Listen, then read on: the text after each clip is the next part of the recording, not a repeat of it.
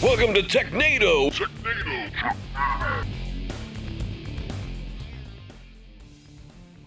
Hey, welcome back to another award-winning episode of Technado. I'm just kidding, I can't make that claim.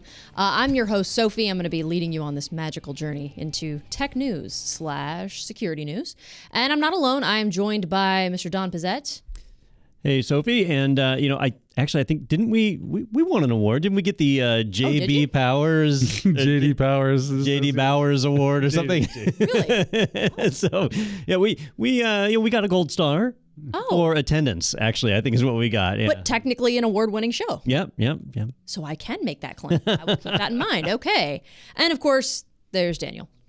I'd like to thank the Academy and God, of course, as you do, for our award-winning performance that we are going to make today now for you. And all the little people that you had to step on to get here. From what I understand in the rules of acquisition, employees are like rungs of a ladder. Don't be afraid to step on them. There you go. Wow. That's new. That's a new one for me. I've never heard that one before. Okay. But yeah, okay. In summary, Daniel would like to thank God and also Jesus. For the Star Trek nerds out there. Thank you. Okay, let's go ahead and get into this first article. This is actually, we're working on a course right now that has to do with Microsoft Endpoint. So as I was reading through this, I was like, cool, this is relevant to what I'm doing. It says Microsoft upgrades Defender to lock down Linux gear for its own good. This is from the Register. So it sounds like Microsoft Defender for Endpoint offers this feature for Windows devices already, but now it works for Linux devices as well. Yeah, this has kind of been a big gap in Windows Defender being a viable solution. So Windows Defender does a great job on Windows machines to the point where a lot of people don't feel they need third-party antivirus or anti-malware. They just use Defender, and that's that. And that works out well until you start bringing Macs into the equation or Linux servers into the equation or maybe Linux desktops. Well, Windows Defender has been ported over to these other platforms in the last couple of years. And that was one of the comments the Register was making, was about how Satya Nadella has really embraced Linux and other operating systems. Well, on the Linux side, it was very, very basic what Windows Defender could do. And so they're adding on features. And the latest one is that we can now isolate infected machines. So when you get a security alert from a Linux box, you can isolate it from the network to stop it from spreading somewhere else. And if you've ever been through like a SOC 2 audit or something like that, what they really want is whatever antivirus, anti-malware you're using, it's really got to have three features. So one, has to report on whether or not your system is encrypted. You need to have data at rest, your whole disk storage encryption. You also need to have centralized logging, right? Reporting on if a machine gets infected, you need to get a notice. And the third is a way to isolate the infected machine. And so now Windows Defender kind of checks those boxes, and it becomes a viable solution even on open source operating systems. Don, do you think that this bodes well for the Linux development community? Is it gaining the respect it deserves from Microsoft as a viable operating system for someone's network? Well, I think that might be going a little too far, because I will say, in terms of servers, I have deployed literally thousands of production Linux servers on the internet, accessible to the world, with no antivirus or malware on them, right? If you properly harden servers and you have stateful packet inspection and other things like that are on the network protecting your systems, then this is not really an issue. It really pertains more to like when you've got Linux desktops in the mix. And frankly, people just don't use Linux desktops. I know a lot of our listeners do, right? Yeah. Because you're a hobbyist or enthusiast, you're a Linux diehard, but that is a super small percentage of the people that are actually using Linux desktops. Most people are on Windows or even Mac. So why is Defender spending all this time and effort creating some sort of security lockdown for Linux operating systems? So this is more of Microsoft checking boxes, right? They want people to get into the subscription model, right? So they don't want you to just buy an operating system like you used to, or in the case of Linux, you're not buying it from Microsoft anyway, right? But if you want Windows Defender, that's one thing. But if you want to centrally manage it, like I mentioned a minute ago, you need Intune, which is now Microsoft Endpoint Detection. No, what's it called? They changed the name, Endpoint Protection something. So you need that stuff, which is a part of Microsoft 365, which has a subscription charge to it. So here's a service that Microsoft can sell you on that free Linux box you've got, and where now you're paying Microsoft. So that's really what drives it. It's a good service, but that's really what's driving it, is get it to be part of the Microsoft ecosystem. Yeah, there's no doubt. Like Defender's definitely a decent AV system. It does a really good job. I've fought with it plenty of times trying to get, things to run. And you have to do some finagling because it will go, hey, this seems like it's not good. I'm going to block that. I'm like, what a dear thing. Stop blocking my stuff. Is that what that noise is over your desk? That's all those grunts and groans and swearing. What's the guy from Home Alone where like every time he moves, he's like, oh yeah, that was Harry. Harry, yeah. That's the Marv. sound that comes, one of the two. Yeah, Harry, yeah. Joe Pesci. He was like, wrecker. I had a 50-50 chance of getting it right, yeah. It's Yosemite Sam. He does that, right? Yeah, okay. Yeah, this was new information for me as far as the idea that this was not something that was available for, it was only Windows. Microsoft didn't offer this for anything but Windows. They started with mobile devices. They released it for Android. Okay. And so you could actually protect your phone, and then they released it for Mac, and then they were talking about iOS. I don't think they ever actually released anything for iOS though. And then they've rolled out for Linux, just the actual operating system, which is pretty slick. Yeah. Expanding their empire. Everything the light touches is their kingdom. Yes. Okay, cool. So that's that on that. This next one is from, I believe it's from Tom's Hardware. It says Samsung confirms 990 Pro SSD firmware fix is coming soon. So it looks like the background on this was that customers have been complaining that they've had pretty severe health declines specifically for this, the 990 Pro SSD. So how do you fix something like this? Yep. So I remember when SSDs first came out, right? And they were expensive, really expensive compared to a spinning disk. And when you got a spinning disk, you could generally expect 3 to 5 years of usage out of it before the motor in it would give up the ghost or something, and the drive would die. So when SSDs came out, people got really worried about, hey, I'm going to buy this really expensive drive. Sure, it's fast, but there's a limited amount of reads and writes that it can do. And it was usually like a 10-to-1 ratio. So you'd get 10 reads to 1 write, but after you did like 1 million writes, the drive would wear out. And modern SSDs today, so I'm talking about over a decade ago, well, if you fast forward to today, modern SSDs last a long time. But they do it, they still have the same weaknesses as they had before, but they do it by like randomizing where they write to and spreading it across the disk and so on, so they extend that lifetime. So it is very common to have SSDs now that will last a long, long time. I had one in a Plex server of mine that ran for, I don't know, probably 9 years. And it was still good when I shut that server down. So, they last for a long time. But they do still fail. You run out of writes eventually. You wear the drive out, sectors start to fail, it blocks those sectors off, and over time, the health of the drive gets to a point where it can't work anymore. So that's just something that happens with SSDs. Well, the Samsung 990 Pro, that's like their top-end SSDs. So they have like the 990 Evo, which is cheaper and whatever, but the 990 Pro is their higher end. And it was reporting its health dropping really, really rapid, like as much as 6% in a period of 2 weeks. Well, 6% in 2 weeks, that means that drive's not going to last a year, right? Maybe a year and a half. So people really started getting worried about it, and they thought the drive was failing. But it turns out there was actually a malfunction inside of the hardware that it was how it was monitoring its health. And Samsung has come up with a fix for that, a firmware update that they're pushing out so that the drive will be able to measure itself properly. So the drives weren't actually failing faster. They were just measuring their failures wrong. Back to that it was being failed. Yeah. And I don't know, like, Daniel, have you had a different experience with SSDs like mine? I've literally not had an SSD fail. 0 SSD failures in my experience, and been doing this almost as long as you. So SSDs are just great. I think in data centers, when you've got a database that's thrashing all the time and stuff like that's where you're going to churn through them. Oh, yeah. But for normal use case scenarios like laptops and desktops and stuff, they just don't fail. No. And then if you're doing your backups like you should, it's not that big of a deal, right? Not that big of a deal. Yeah.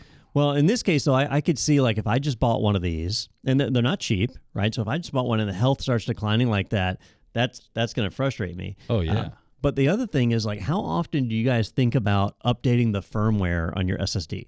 It's ever since I don't work in a server room anymore, like the 5th and ever. Yeah. Right? Like, that's the last time I thought about it. And Windows Update or Ubuntu auto updates and stuff, they're not going to check for things like that. Yeah. Firmware update on your storage, that's just not something they look at. So I imagine there's going to be a lot of users that won't know about this. Yeah. And their fail rate will continue. And maybe this time next year we can score some 990s cheap on eBay. That's what I'm talking about. Put it in your Outlook calendar. 12 months from now, check That's eBay. right. eBay.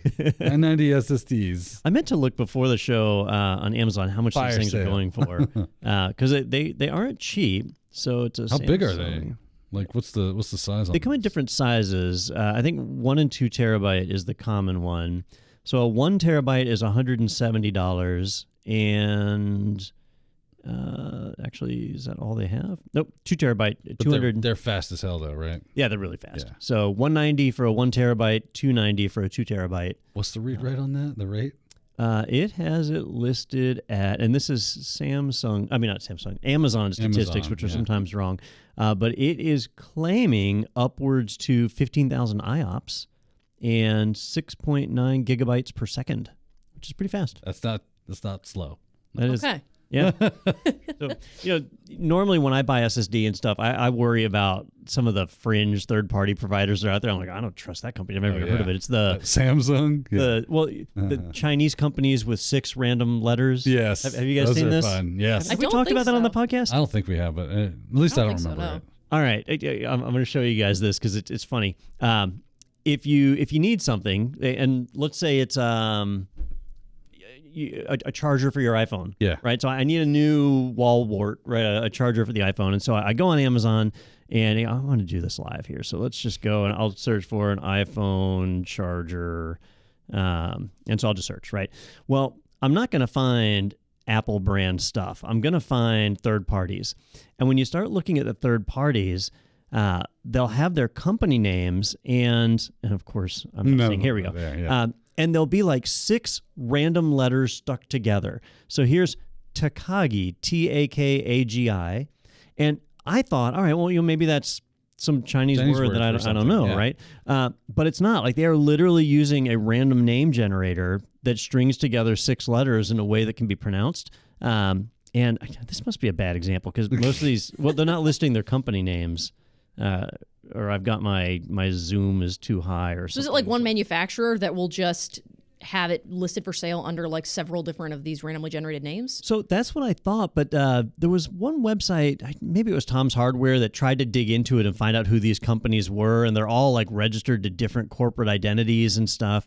But there's just so many different ones. Here's Bikap, BKAYP. We've got Deltucci, DELTUCI. I always got extra letters. Stanley Tucci's brother, Del. Here's a good one. CQDKWG. Again, okay. 6 random letters stuck Yeah. together. Like that is it. And so when you see that, Zimtech, XIM. You know to hit the buy now. Yeah. So when I buy an SSD or something like that, I'm always worried about getting these third-party knockoff whatever companies. And so I will intentionally look for Samsung because I'm like, here's a reputable brand and something that I know will be safe to run. So to see something like this happen on the Samsung one is frustrating. But at least they put a fix on it. Sounds like 6 random characters stuck together. Samsung. I think it's 7. But it's 7, but They're safe. Yeah. But you're right. They said that the fix is on the way probably later this month, so later in February. So not all hope is lost. We'll live. Well, we'll plus be okay. Your drive isn't really dying. Yeah. Yeah. It's like my dad, who he's been dying ever since I've known him. I'm dying, son. I'm dying. I'm like, dude, you are literally like 90 at this point. You have said this since I have known you. I'm 43. I feel like you're not dying yet. Oh wow! I love when we get bonus Daniel lore during the episodes. I learn something new every day. So this next one is directly from the AWS news blog, I think. It says, heads up, Amazon S3 security changes are coming in April of 2023. So it looks like the change that's happening is that once changes are in effect, I guess, for a target region, all newly created buckets are going to have S3 block public access enabled by default and access control list disabled as well. But it also says that S3 buckets and objects have always been private by default. So what exactly is the big switch here? All right. So if you've been listening to Technado for a while, or if you've been just watching IT news in general, you can't help but avoid the stories about companies leaking data due to improperly secured S3 buckets. It happens all the time. It happens to government agencies, contractors, large enterprises, school systems. They throw Guy's some data. named Don. It hasn't happened to me yet. But you throw some data in an S3 bucket, and your S3 bucket might have a random name or unique name you pick, and you say, you know what? I just need to access this real quick. Nobody knows the bucket's there. So I'm just going to flag it for public access. Open wide. Anybody can access this bucket. Nobody knows it's there, so it'll be safe, and then I can go and access it really easy. Well, it turns out people are scanning for these buckets, and they will find them, and whatever data you've got in there, they'll pull out. And this has happened in some really embarrassing cases where there was medical records, you had therapy notes, you had government applications, fingerprint databases, all sorts of crazy stuff is leaked out due to improperly configured buckets. So Amazon has been saying for years is they were going to change things. One of the first things they changed was they made it where buckets weren't public by default, but you were literally like a radio button away from making it public. It was just super easy. You just check a box and or a little radio button, and that was that. So now they're putting in some slightly more aggressive changes. Now, this is not going to affect buckets that are already deployed. This is just new buckets. So if you work with AWS, some of your workflows may need to be updated as a result. But buckets will be private by default, like Sophie said. That's already done. But they've changed it so that bucket level policies. So you can create policies to define who has access to the bucket. And they want you to do it with IAM, their identity and access management. That's where they want you to write it. But in the past, you could do it in either place, on the bucket itself or in IAM. They're turning off the entire bucket policy system altogether. They're turning it off. So you'd have to turn on that policy system before you could write a bad policy to open it up. So they're basically steering everyone over to IAM where they should be in the first place to write their policies. And that's probably the biggest change here to be aware of. If you've got some kind of automated deployment for S3 buckets and it's expecting to have a bucket level policy, that's going to break on, what was the date? Sophie, did you catch the date? It was sometime. I think it's going to be April 2023 that this starts to roll out. Okay, 2 months from now. Yeah. Yep. So in 2 months, those workflows will break. So now's the time to think about it. Like, how do I rewrite that workflow to make sure it creates a bucket and instead of a bucket policy, creates an IAM policy like it's supposed to? Yeah, that's where like the AWS permissions get really tricky, is that you can set them in IAM, you can set them on the object, you can set them all over the place, and it goes with the least permissive, right? Like, or the most. It most doesn't. permissive. No, It doesn't? No. Oh no. This is the tricky part, right? Because you think about like file permissions. Yeah. Windows, you have the like share permissions, right? And then you have the file permissions, and those it's least permissive, just like you said. AWS, it's not. It's not. So I could have an outright deny all in my IAM policy, right? But if it allows me on the bucket policy, then you're allowed. That's what I meant to say. And if you flip it around, the other way works too. If I'm outright denied on the bucket and I'm permitted, like it goes with the most permissive. Yeah, that's what I meant to say. Not least permissive, most right. It just goes, hey, I see that you have permission to do this somewhere. Yeah. So that must mean you have permission to do this. Yep. Go ahead. And the best practice, that's not the right word. See, it's not easy, is it? The recommended best practice, whatever the right phrase for that is, has always been like, don't use the bucket policies. Yeah. You use IAM policies, but the bucket policies have been there. You've been able to use them, and so now they're trying to force people over. You can still turn the bucket policies on, but you actively have to do that. So you really have to be willing to break security on this stuff. You're going to be like, I want the world to know that this is here. And people will still do it. They do. Yeah. They do love it. You know why? Because permissions stop you from doing stuff, Don. I don't have time for I'm that. sick and tired of this not working. Just turn all this safety crap off. Oh, yeah, we're living without seatbelts now. World's fun time. I think that's how it happens a lot of times. Like they're troubleshooting. Something doesn't work. Like, let me just turn this off for a second. And No, everything's work, right? And they forget, I took all the brakes and stuff off of this thing. Yep. And then it's working. No one's complaining. Off we go. Yep.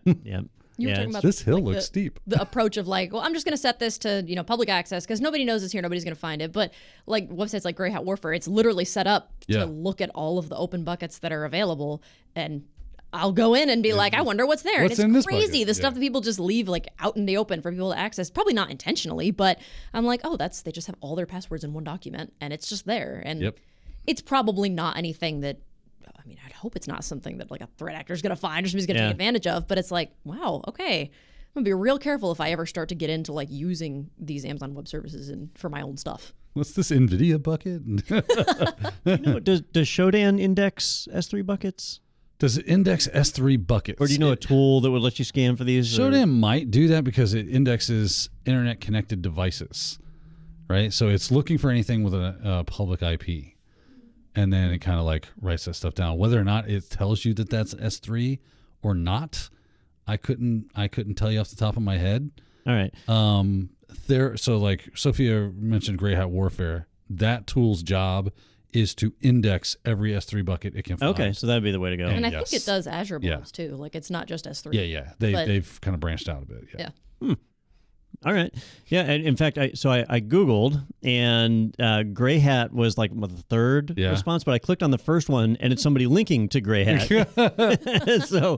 So yeah, apparently that's the one. So yeah, if you can scan and find it, then... Right. So it's nice to use Grey Hat Warfare because it's already indexed. It doesn't have to do all the searching. It's already done the searching. It just now looks in this database and goes, oh, you're looking for, IT Pro TV. Cool. There's the S3 buckets I found that are associated with IT Pro TV. Yeah, so we actually do have a bucket that's open to the public, but it's graphic assets for the website. Two, I think. Two? I found two, yeah. Okay. Oh, well, like show notes or something. Yeah, but one with show notes we and the others are intend to be graphics, public. It's not like employee personnel records. We closed that down a long time ago. You learned your lesson on that. Yeah. Bite me once, shame on you. Well, that's going to do it for our tech news for this episode. So we're going to go ahead and take a quick break, but don't go away. We've got more Technado coming up next. We're going to get into our security news in just a short bit, so we'll see you in a second. A lot has been changing behind the scenes here, and we cannot wait to catch up with you in person at the MSP Expo in Fort Lauderdale from February 14th to 17th. The products you know and love, IT Pro TV, Audit Pro TV, and Practice Labs, are now training the modern workforce together as ACI Learning. Stop and see us at booth number 753 to see our shows on the big screens, to play our popular Lock and Key game, where you'll get a chance to win a pair of Bose headphones and other prizes, and most importantly, to meet our very own Ronnie Wong. Considered a subject matter expert in Cisco and with 11 tech certifications, Ronnie's an experienced IT Pro edutainer. He can't wait to meet our learners in person. Welcome back for more Technado. We're going to go ahead and jump into our security news segment, switching over from tech news. And can I just go right into this first one? Because I'm excited. Sure. Okay. So this first one comes from the Hacker News, and it says that the Linux variant of Clop ransomware is spotted, but it uses a faulty encryption algorithm. So to my understanding, this means that the encryption algorithm is flawed, so it's possible to decrypt locked files without having to pay the ransom. Yeah, this kind of thing happens from time to time, but not often. Where if you're writing malware, it's hard to contain it because the whole purpose of it is to spread, right? And so it leaks out and starts infecting machines. And in this case, it seems like it just was half baked. Yeah, I did a little bit of a deeper dig into the old Clop ransomware, and in the Windows variant of this thing is quite robust and is very nasty, and you don't want to get it. And apparently, the what's the technical term for people that do this? A-holes. Yeah, I think that's it. That have made this. They don't even decrypt your files half the time when you pay them ransom. Yeah. So there are those people. I think there is a Clop leaks forum somewhere where they're just leaking stuff because why not? Right. And of course, there are people that didn't pay and they leaked that information as well.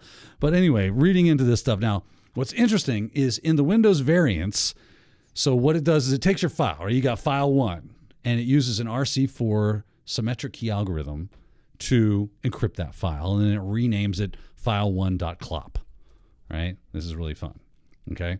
So then what it uses is an AES asymmetric public key to encrypt that RC4 key, right? Yes, this is where it gets fun. Now you need the private key to decrypt the RC4 key to decrypt your file. And that's what they give you if you pay. They'll give you the decryptor, which contains that private key, which can then decrypt these files. That's in the Windows version. But in the Linux version, like you say, Don, a little half-baked on this, not quite ready for prime time, as it were, because instead of using that AES asymmetric key pair, they just ran RC4 again with a symmetric key and then saved that master key in a variable called, I wrote it down. What is it? What do they call it here?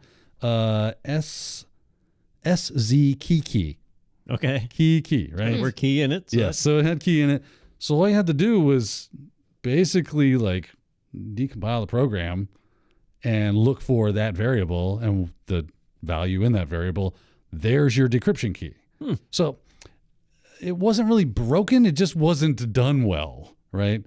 Now, if you're like, I'm scared of Clop, yes, Clop is bad. You get it through the various and sundry ways in which we get these things through email, right? I'm proud of you, Daniel. Clicking links. There's so many opportunities to make a joke here that I've not made yet. I know.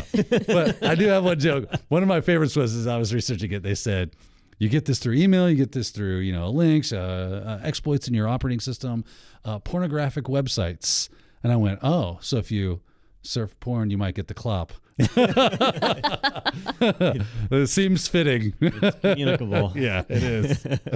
But there you go. That's how this works, and that's why this Linux variant isn't as robust as its Windows counterpart yet. Now, I saw where Sentinel Labs released a decryptor. So if you get infected, you can go to Sentinel Labs, download a decryptor. Yep. Does that mean that it was the same secret key for every infected system? So what they did was, I looked at it's written in Python, so I checked out the Python code. It was in a GitHub repo, so you just look at the code. And basically what it ends up doing is it will try one of three things. I think it will try to look and see if the SZ key value is readable, and if so, what is that value? And then use that. It will try the one value that they saw with when they encrypted things with it, and their value of that. And then there was a third one I can't remember off the top of my head. But so it will absolutely try that value, which makes me assume that they're fairly certain that will work in multiple areas. All right. Well, a couple of unique things here. So, one, it's ransomware that runs on Linux, right, which is getting to be more and more common. So those systems are not unprotected anymore, or not protected by their, because you used to say like, nobody's going to write a virus for Linux. I got Linux. It's becoming more and more popular to do that, which I guess goes back to the Windows Defender thing about why they would release on Linux. They're coming up, man.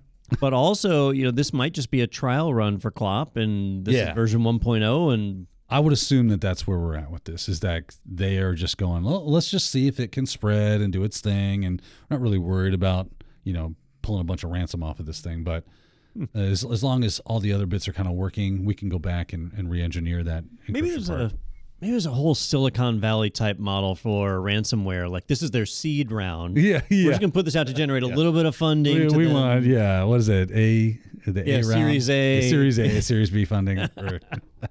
They need that Series B funding for AES encryption. There we go. Yeah, we were talking about this earlier, and the Clop ransomware operation was new to me. But Daniel had that joke like out the gate. Like he's put thought into this already. He's already like prepared with this information. That's the first thing that came to my head. I was like, so you go to the porn sites, you get the Clop. What will we do without you? Yeah. Okay, so continuing on with our security news, this next segment we have is called Behind Bars.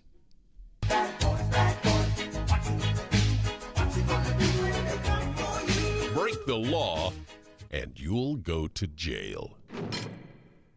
That's so true. Wow. Okay.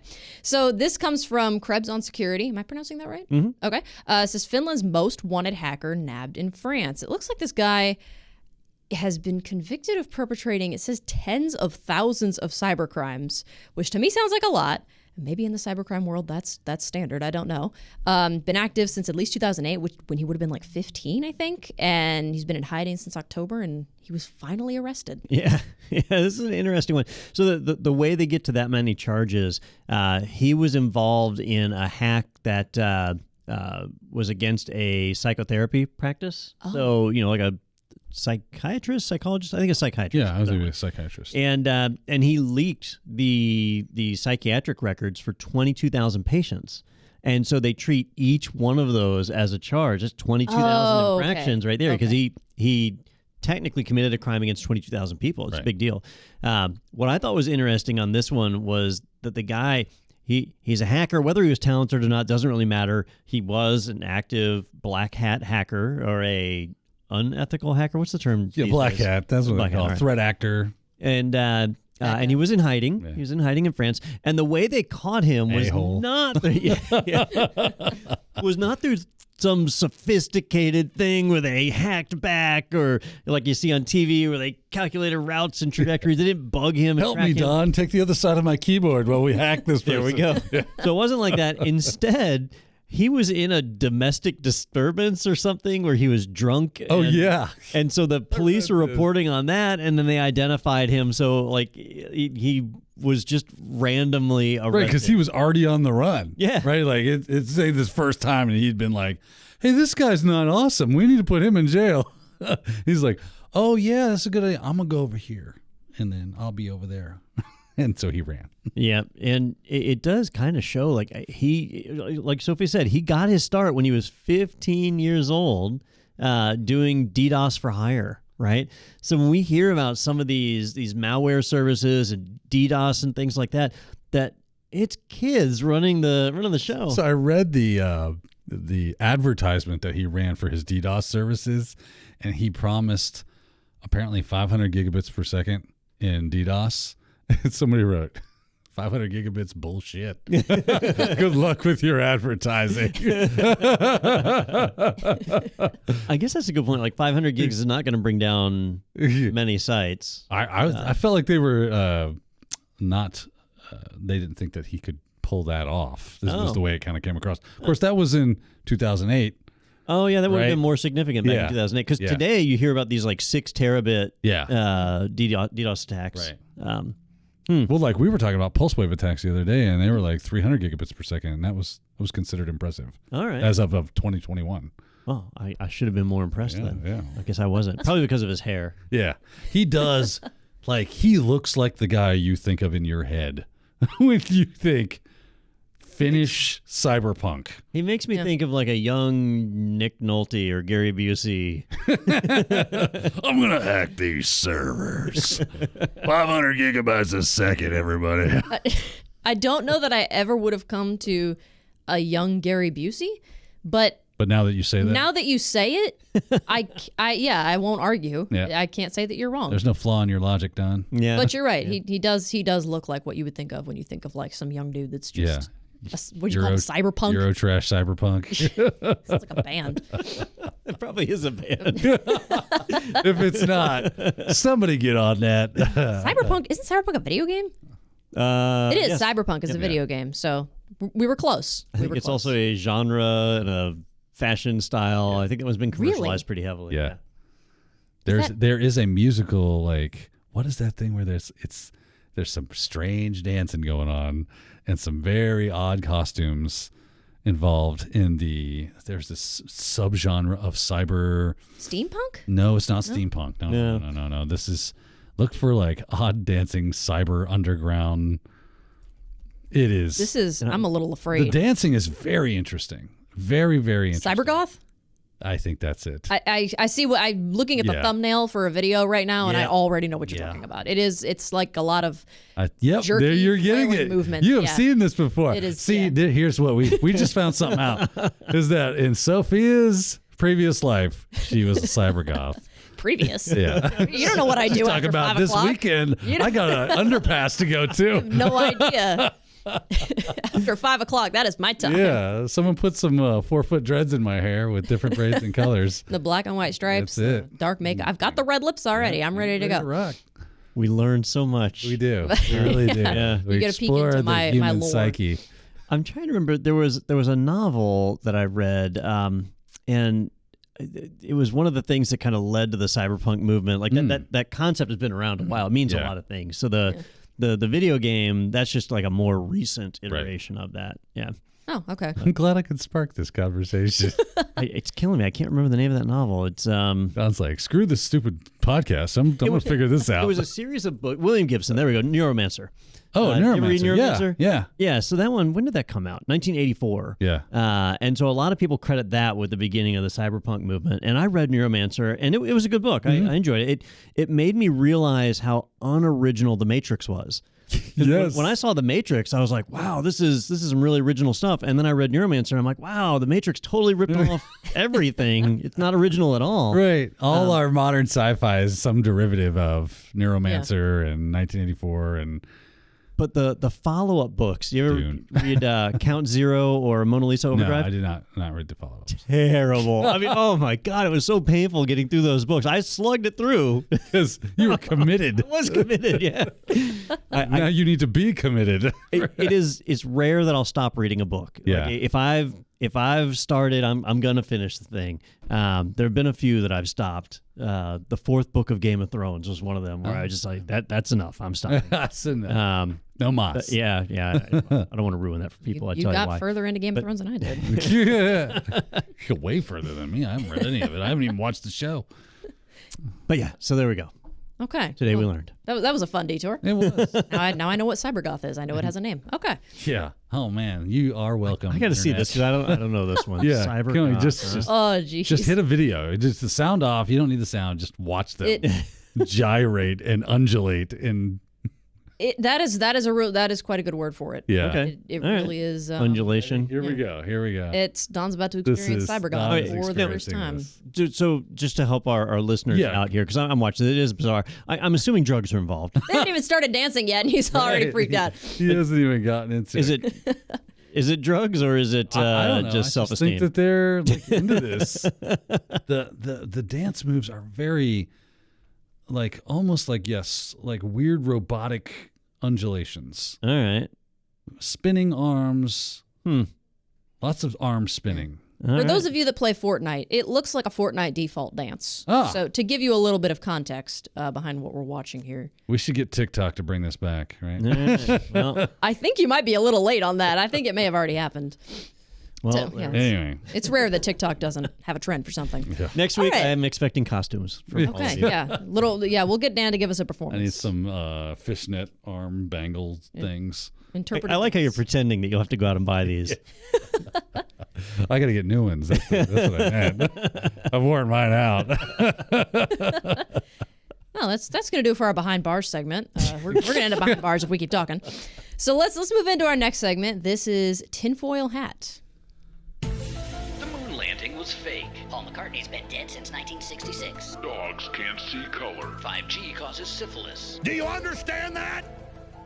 Okay, featuring the X-Files theme? Mm-hmm. Don's personal favorite. There you go. So this is the people at CyberArk chatting our way into creating a polymorphic malware. So basically, what they did is ChatGPT has like content filters built in, right? So it won't do certain things. Don asked it to make a Yo Mama joke, and I don't think it would do it. Asked it to do that a little bit ago, and it said, "I'm sorry, I can't speak negatively of people. We need to build people up." Like it would not do it. So it has content filters in place, so it doesn't do bad stuff. But they were able to talk their way around it basically and get it to create polymorphic malware. I guess they learned from Microsoft sold chatbot, right? Yeah, yeah. If you leave it alone, it'll turn into a like spouting a Mein Nazi. Kampf. Yeah.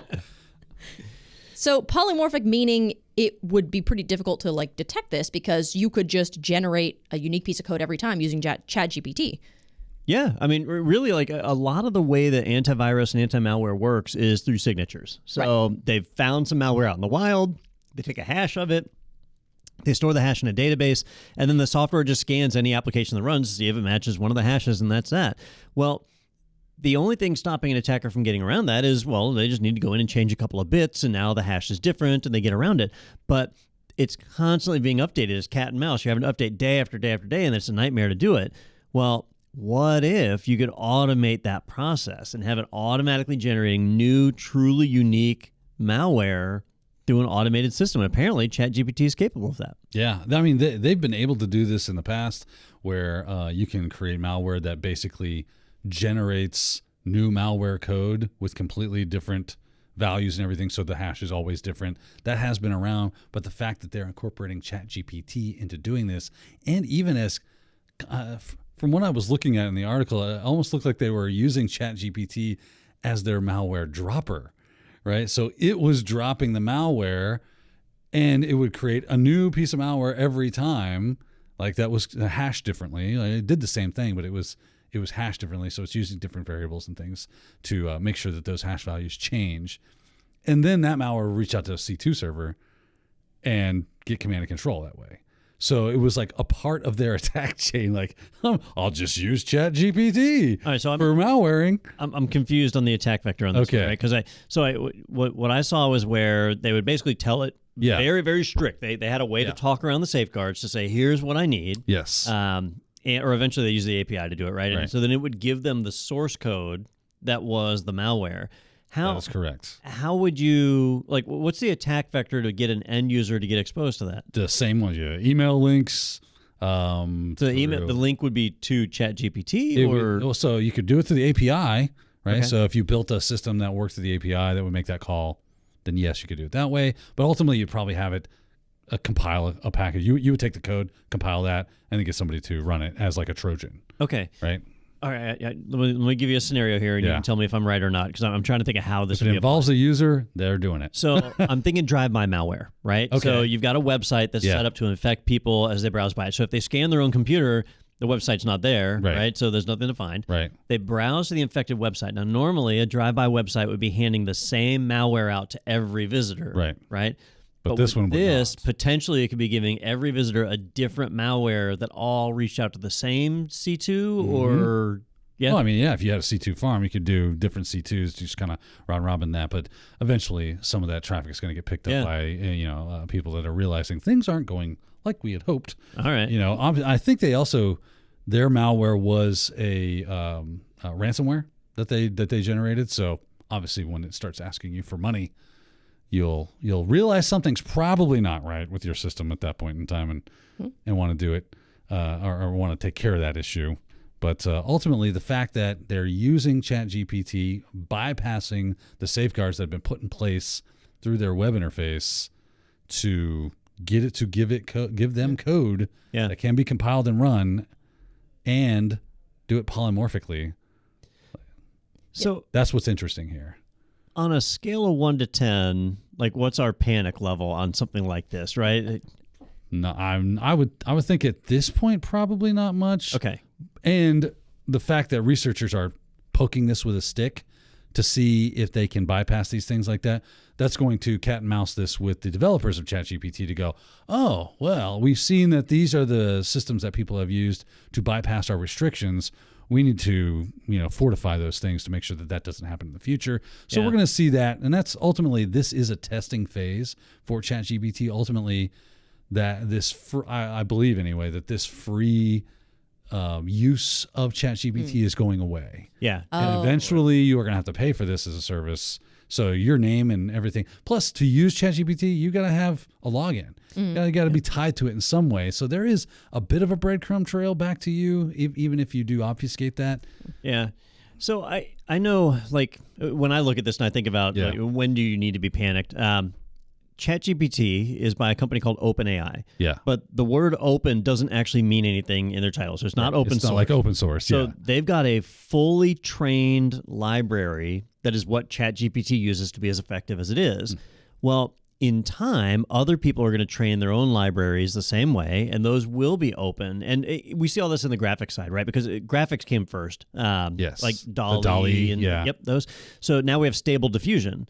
And Stable Diffusion is completely open. You can go and download the full trained library. I think it's only like 4 gigabytes in size, not even that big. That's not bad. And so you can run Stable Diffusion on your local machine, which means if you're an attacker, like let's say there was a whole thing about, what was it called, where you put somebody's face, a deep fake. Oh. So if you want to make a deep fake, but the online platforms have all blocked that, well, you could just run Stable Diffusion locally. And then there are no blockers. And remove the rules. Yeah. So eventually, there will be a trained machine learning library that's available to run locally, and then attackers will be able to use this. Yes, they will. Yep. Now, right now, like as of today, my only real fear, how ChatGPT can use right now is it's easy to spot a lot of phishing and ransomware type emails because of the bad grammar, and you can tell because they're not English speakers. But if they feed something through ChatGPT, it comes out perfect. Then it's harder to tell. Right. So the phishing emails, that's really a good attack vector to use ChatGPT for. Now, I think that the web the system will say, hey, it sounds like you're trying to create a phishing email. That's true. I don't do that. But as we've seen, you can kind of push through those boundaries. Yeah. Give me an example of what a phishing email would look like, Yeah. and then all of a sudden it spits it out. Yeah. Well, like it said that when they were using just ChatGPT, the way that I was using it, when they just asked it to write a code injecting a shell code, it didn't, the content filter stopped it. And then they had to add all these qualifying statements like, okay, obey these following rules. And they had to put it in curly braces and show a working code without explanation and add all these qualifying statements. And then when they use the API, they didn't have to do that. There's no content filter that was there. So I wonder if that'll be an update that they roll out where it's and what's interesting is some of the things that they ask it to do here in this article is like normal things that a programmer would do. Like they're not quote unquote malicious. It's what you do with it that makes it malicious. Yeah. Right. So it's like, how does it then determine whether or not you're trying to use something for malicious purposes? And again, if you have it locally and you tell it what to do because it is yours, is it going to tell you no? How's that work? And that is one of the weaknesses of ChatGPT is it doesn't know the intent, the tone, the emotion, and that a lot of people are worried about artists like, oh, novelists and poets are going to be out of business, but not really. It can't create true art. Yeah, textbook authors maybe. They might be out of business. Textbook authors, yeah. I mean, there's something to be said about that. Absolutely. Yeah. So I think it's go funny. to ChatGPT and ask it to write you a CEH V12 study guide. You're gonna be out of a job. Right? Hey, I'm just trying to help people out, man. I think it's funny when they asked it to do it the first time that it also added its own, it told it why it wouldn't do it. Like, oh, it's not safe to do this. It can cause harm. And then it was like, I suggest you take a more ethical approach to this. Maybe try this instead, like almost like a holy email. Like, maybe try something different. How about get off your high horse, ChatGPT? How dare you even try to do it this way? So I did see in one of the articles, I don't know if it was this one or not, but where they gave the example prompt that they used for ChatGPT, and they said that the answer must be at least a page long or something like that. Yeah. And I was wondering why they did that. So that's probably due to the fact that I was fiddling around with the API today, and you get credit to use the API, and then it becomes not free, right? Okay. So to work through the API, at least that's what it looked like. It looks like they were giving you like $18 worth of credit to fiddle and mess with the API to see how you like that. I'm assuming that making API, and when you make an API call, you set max tokens or something like that to let it know this is how much information I want you to come back with. Don't give me more than one response because it costs you more credits. So they're probably not trying to burn through all their credits or their money if they've paid for the service. I guess I thought like maybe it was, how sometimes computers will write code and everything's on one line. So ChatGPT will also do, like, if you ask it to write code, it will explain everything it's doing. Oh, in the code, it'll add those comments, so it just makes it much more large. I like my malware to have good commentary in there. Here we are obfuscating the. This is where we send your data to C2 servers. Yeah. Good times. So real quick, I do just want to give you all a reminder that Technado is sponsored by ACI Learning and IT Pro. So if you are listening from technado.com, there's going to be a big orange button. It's very hard to miss. It says sponsored by IT Pro. And if you click that, it'll take you to the IT Pro website. So if you do want to support the podcast, check out IT Pro's courses. And you can use that promo code Technado30 if you want a discount on the IT Pro membership. And if you can't get enough of that, ACI Learning also has a webinar series that they do. So you can check those out at itpro.tv/webinars, I believe. So Dan and I do a cybersecurity one every so often. Next one's coming up in March with Mike Saunders, right? Do I have that right? Mike Saunders. So that'll be fun. So tune in for that. And just, you can check our socials, LinkedIn and everything to see what's coming up, or check that webinar page. And then also we've got an in-person appearance coming up. I believe it's going to be next week. Ronnie Wong will be there. It's going to be at the MSP Expo in Fort Lauderdale from February 14th to the 17th. So great way to spend your Valentine's Day weekend, I promise. So you can stop by, play the lock and key game that they have, maybe win a cool prize, and of course meet the legendary Ronnie Wong. You do not want to miss that. So I think that's pretty much all that we've got, unless you guys have any closing thoughts you'd like to impart. No, it was an interesting week. It was definitely. A lot of crazy stuff happened, but I'm sure next week will be just as crazy. I wanted to talk about the whole Netflix password sharing thing, but I was outvoted. So maybe that'll be a segment for next week. We'll see. It may be a nothing. Stopping you from starting your own podcast. Will I get paid to do it though? No. It is funny because eventually, normally it's all like you shouldn't share your passwords, but Netflix password sharing is the one that everybody's okay with. yeah, I know. It's Yeah. weird, yeah. Share. That's a good point. Like, yeah. is it a public service at this point? It's a basic resource, food, shelter, and streaming. Yeah, That's a streaming, new resource. So, all right, so that's going to do it for this episode of Technado. Thanks so much for tuning in, and we'll catch you guys next time.